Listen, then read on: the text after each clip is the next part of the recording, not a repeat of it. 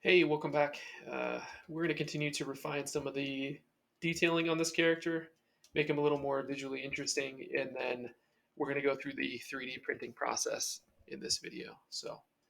I'm going to start here by just continuing to refine the eye shapes using the snake hook tool and opening that eye up just a little bit. A bit of a bump right there I'm going to fix. And the one thing I hate about this design is first I'm gonna rotate back these teeth a little bit. And the way we're gonna do that is by doing kind of a temporary rig. And I'll show you what I mean by that. So we're snapping to the profile, remember, so holding shift and then right clicking will snap to the different orthographic views. So snap to the side, hit P to go into orthographic view. And then I'm going to select a mask around these teeth, kind of painting skin weights for those riggers out there. And then we're going to rotate the teeth. So I'm going to hold control, make sure that my mask lasso is the default. I'm going to drag my lasso around those teeth like that. And then I want to blur that mask, so I'm going to control left click and left click, like do it like 30 times to blur that mask. Okay. And then I'm going to invert the mask by control left clicking. I'm going to come up here to rotate. We'll see my pivot's way over there. So I'm going to unlock that pivot so I can adjust where that transforms from. And then when I get it into place, I'm going to relock it. And then I'm going to rotate by selecting that outer circle there. Down a little bit. I just want to angle these teeth back so they make more sense. Okay, I'm pretty happy with that. We just have to kind of go back and clear or clean up your mask area a little bit. Sometimes it does some weird stuff. And then from here, I'm just going to use the snake hook tool to get it the rest of the way. Okay, now the thing we've kind of ignored is the bottom and the back of this guy. This looks like a sphere. One thing that will help is if I go back to my reference here, mine is still pretty spherical in shape, and I need to taper that down a little bit more. So I'm going to scale out my snake hook brush to a large size and start to kind of achieve that taper a little bit better.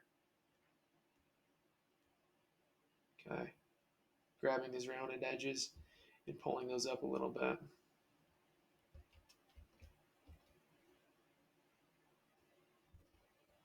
Kind of getting into the weeds, but it's like a culmination of all this last minute detailing is what really kind of takes it over the top quality wise. So okay, so now I've got a little bit more of a taper on the bottom. And then one thing I hate about these designs is I wasn't able to find any reference of these having like a lower jaw. And I think this is super dumb looking.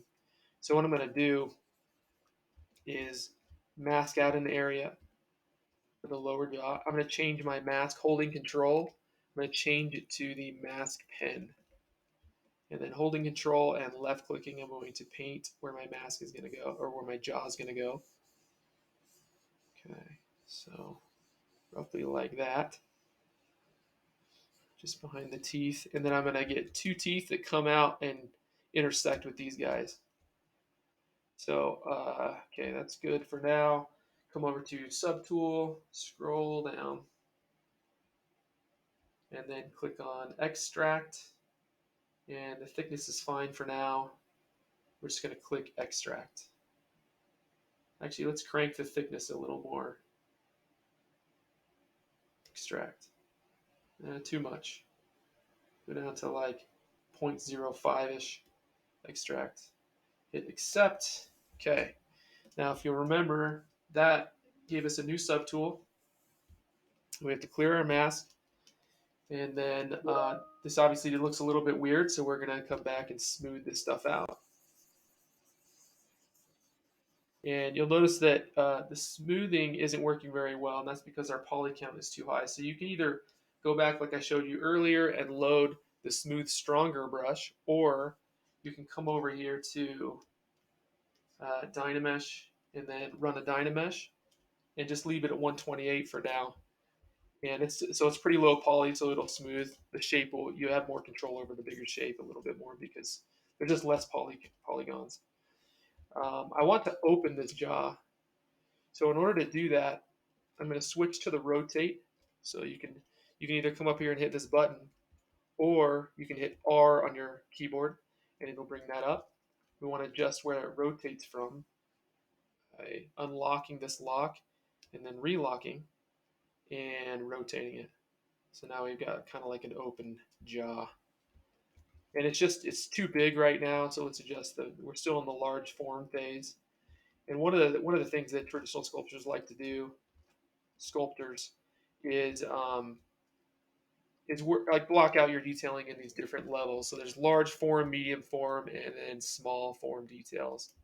And it helps my brain to kind of think about sculpting in that way. So still, we're coming up with the structure of this jaw, like kind of like the skeletal structure, if you will. I'm gonna give him a little bit of a jaw there, and then we want to bring out these awesome teeth.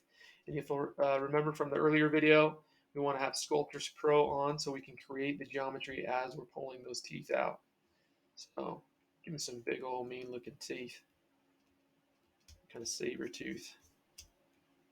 And then they're two kind of pointy, so I'm going to find my inflate and then inflate those out a little bit. One thing you'll notice about Sculptors Pro too is it's brush scale dependent. What I mean by that is if it's a small size brush, you'll get more polygons.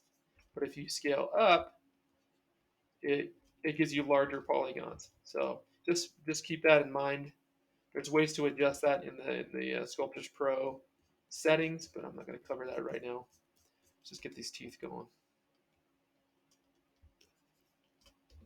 Okay, you give it a little bit more of a bony jaw structure underneath, and then re-Dynamesh.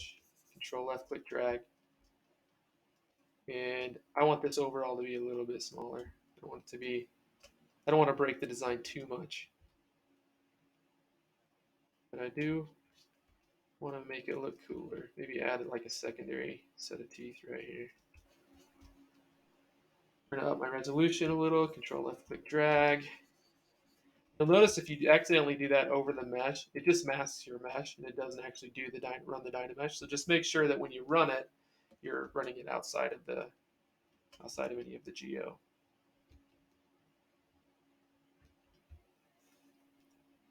Okay, cool.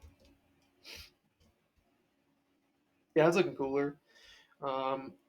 If we alt left click back to our other sub tool, we still have that mask active, and I'm going to use this. So I'm going to control alt left click to invert the mask a little, adjust that, and then I'm going to control left click to invert, and I'm going to play around with this just a little bit, like popping that up, giving it like him like the inside of his mouth.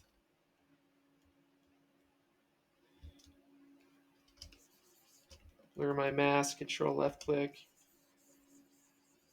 and let's use the clay buildup to give him some like upper. Turn on solo to get rid of that bottom jaw. Give him some detail in here, some interesting details, like something you would see on the roof of a mouth of a creature or a person or whatever.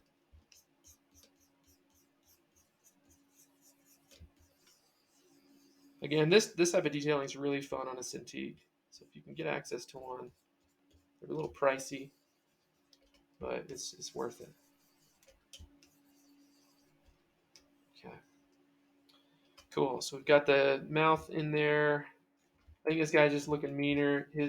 Everything's making a little more sense. I have to add these striations in the teeth. My resolution on my Dynamesh again, and then carve those guys in. I'll go even higher, 6 something. Turn on solo to get the other teeth out of the way. Yeah, now we're talking.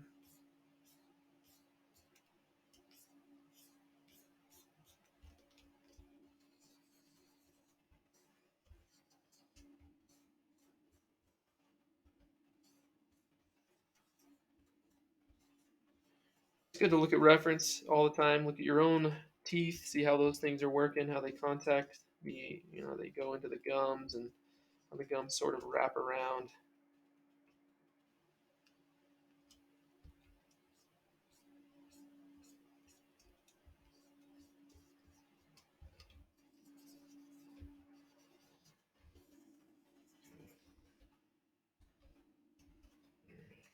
On this side.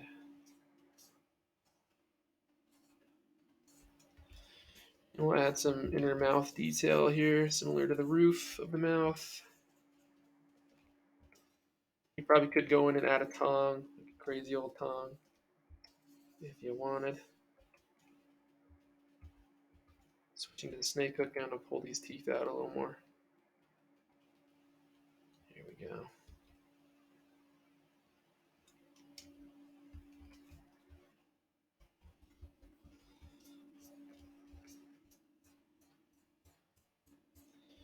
Using the standard brush for a lot of this. I like the standard brush. I have it set to 1 on my keyboard. And then some clay buildup.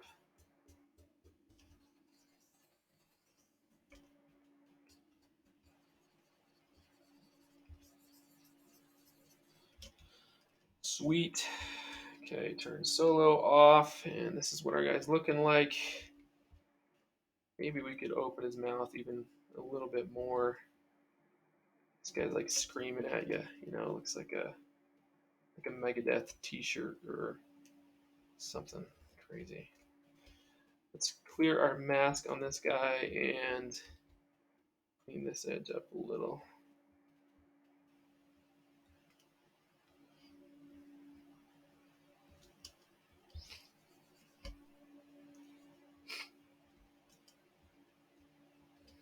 Sweet.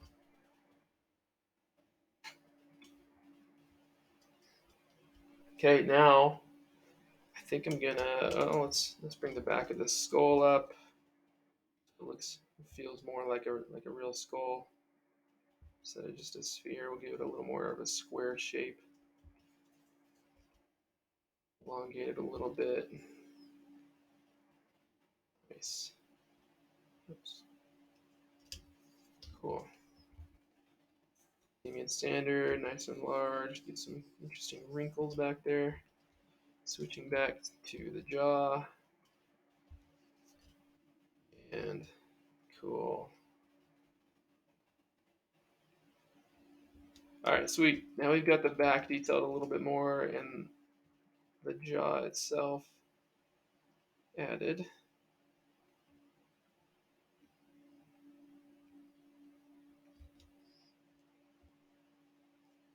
I think I'm going to scale this jaw down a little bit. It's still a little bit too overpowering. There we go. And then if we switch to the profile view, we might need to scale this way. Yeah. So now this guy will close right up like that. It's fun to just see, kind of envision how these things are going to work, like anatomically.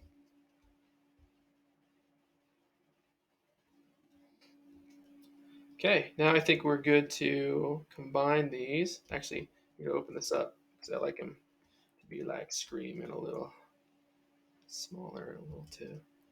Okay, I'm going to come over here to the subtools, up to the keys bat. And this naming right here is just inherited in whatever you've saved the actual file name as. So if you've called it that, then that subtool is going to inherit that name. And there's different workflows for that. I'm just going to save for now to be safe, and then I'm going to merge down. Click OK.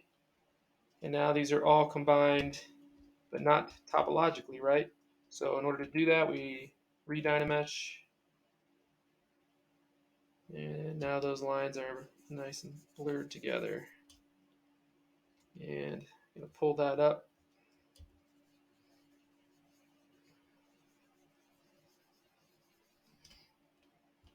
I'm going to use H polish to kind of pull this crease out a little, flatten things.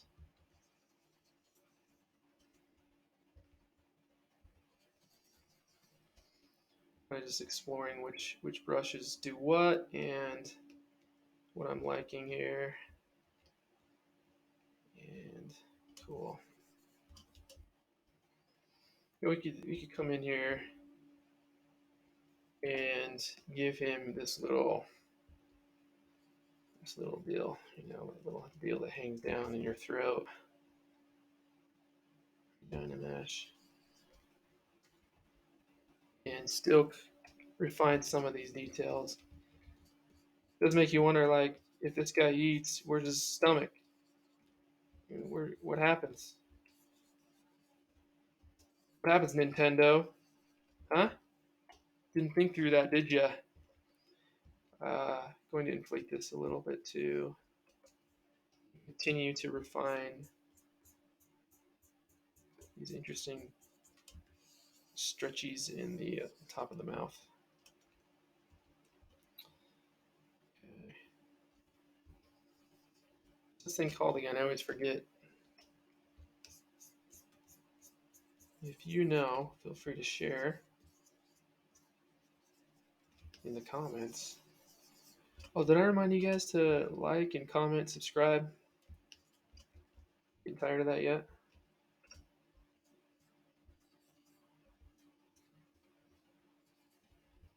Cool. It's looking better. All right.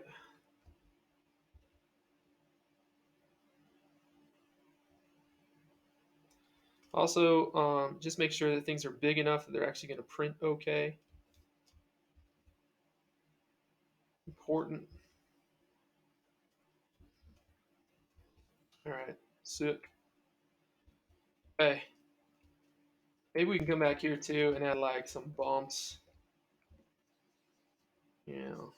So I'm control drawing on this guy, holding control, and my mask just drawing these little bumps on, giving that extra details. Maybe he's got some pimples and he's going through puberty or something, and that's why he's so angry. I was pretty angry when I was dealing with pimples as a kid. All right, so I'm going to invert the mask, come down here, deformation, inflate, pop those guys out.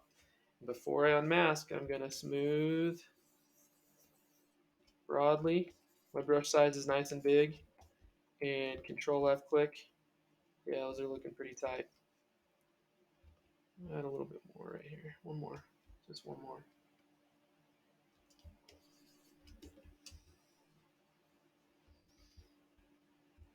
Seeing some faceting still, so cleaning up the faceting.